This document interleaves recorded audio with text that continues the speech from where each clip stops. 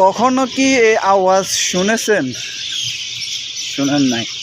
সকালবেলা ফজরের নামাজের পরে পাখির কোলাহল, কিচিমিচি আওয়াজ, কি সুরেলা আওয়াজ দেখেছেন? এই গাছেটার ভিতর আছে সব পাখি, এখানে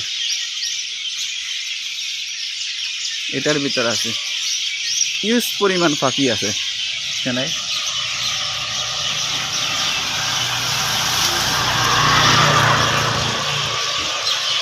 যারা পাখির এই কিচিমিচি কোলাহলের আওয়াজ শুনেন নাই তারা শুনে নেন। যারা সকালে ঘুম থেকে উঠতে পারেন না, এগুলা সব পাখি।